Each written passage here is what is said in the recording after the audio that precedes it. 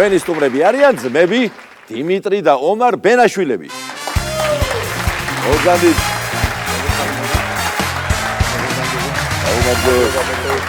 მოგზავნით.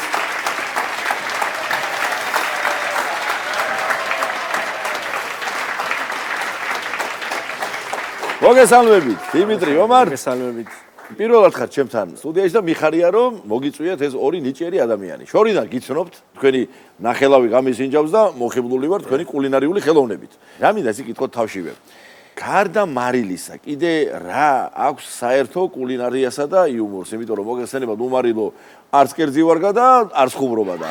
რა აქვს კიდე საერთო აი ამ ორ ამბავს რომელიც თქვენ გამოგარჩევთ. მოგესალმებით, კეთილი იყო ჩვენი ფეხი და მარილი ხო რა თქმა უნდა გემოს აძლევს კერძს და ხუმრობას კიდე რა თქმა უნდა ცოტა ესე პურმარილი და ხუმრობა ერთმანეთს უხდება. კი, უხდება რამდუდად. თავარი კახური კითხვა უნდა დავსვა. რომელი უკეთესად წვავთ წვათს ეგ? მე ვიძახი რომ მე ვწავ, ეს იძახის რომ ეს წავს, მაგრამ საერთო ჯამში ორივე გემრიელად ვამზადებთ კერძებს ესე რომ ვთქვათ. კი, მაგის მომსწრევა არ ნამდვილად. ბევრს უკითხია რომ ბევრჯერ შემიწვია უმწადი და თქვენ კახეთში განსაკუთრებულად და განსხვავებულად წავთო და რანაირადო რა და ერთ-ერთს კი უპასუხე რომ მეთქი პაპაჩემა მასწავლა თქო რა ძველად სანამ პაპა გარდაიცვლებოდა ღმერთმა აცხონოს რომ პაპაჩემა მასწავლა რომ ქალსა და მწვადს მალმალე ტრიალი უნდაო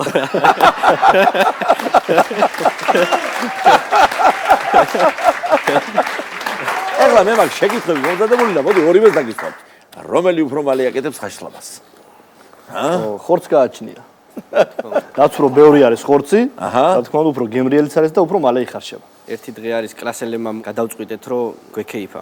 ხარჯი ვიყიდეთ, სამწვადე, კიტრი, პომიდორი რამე აქეთ-იქით და ეხლა ვფიქრობთ ვის ოჯახში დავსხდეთ, ვის ოჯახში ვიქეიფო და ჩემი კლასელის მამამ გამოიარა და რას აფიქრობთო და აიო ვის ოჯახში დავსხდეთო და თქვენ მამა ძაღლებო ტოტზე ხო არა ცხოვრობთო, წამოდი და სხედი და იქეიფეთ. კარგია. მოდი გავაგრძელოთ კითხვები. სხვა კუთხის კერძებს რომელი უფრო ხშირად ამზადებთ? ანუ არაკახურს. მე ხშირად ვამზადებ. თუ არ ვწდები, ესეც ხშირად ამზადებს ხოლმე. ანუ მარტო მეგრულ სამზარეულოს ვაკეთებ. აი მეგრულს ვიდეო რომ მითხრა. ხარჩონი გზიანი იდეალურად. ჩვენთან რო ჩამბრძანდებით, გაგიმას პინძლებით და სიამონებით.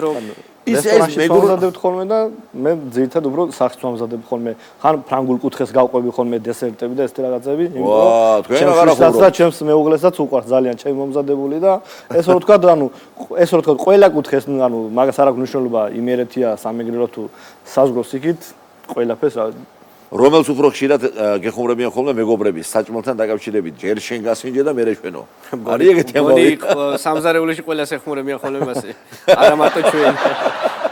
რომელს უფრო მეტი ცრემლი დაგიღურიათ ხახვის დამუშავებას გულისხმობ მაგ შეკითხვაში. ალბათ დიმას, იმიტომ რომ გაცილებით უფრო ჩემზე დიდი ხანი არის ამ სფეროში და მე აღარ მეწובה უკვე თვალები ხარ. მივეჩვიე. ხო, მეც მივეჩვიე, მაგრამ მაინც შენ უფრო დიდი სტაჟი გაქვს ესე რომ ვთქვათ, გამოცდილების და მოდი რადგან კულინარიული ხასიათის შეკითხვები უკვე დაგისვით, სახალისო ისტორიად შემოგვაშველეთ. მოგეხსენოთ რაღაც რამოდენიმე კვირის უკან იყო აღდგომა. კი ბატონო. და წინა თქმა უნდა, წინა სამზადისი არის ხოლმე საფლავს რო გავასუთავთ ხოლმე ზოგან ბალახი არის, ზოგან მაყლის ბარდი არის რაღაცა. ისე დაიმთხო რომ მამაჩემი წავიდა საფლავის გასასუფთავებლად რა.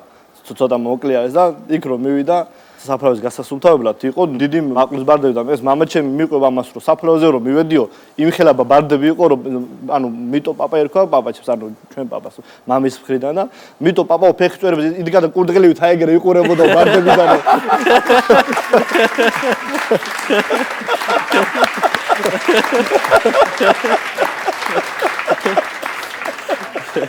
დიდი მადლობა სტუმრობისთვის, წარმატებები მინდა გისურვოთ თქვენს პროფესიულ საქმიანობაში. ძვირფასო მეგობრებო, ჩვენი სტუმრები იყვნენ დიმიტრი და ომარ ბენაშვილები. მადლობა თქვენ. მადლობა თქვენ.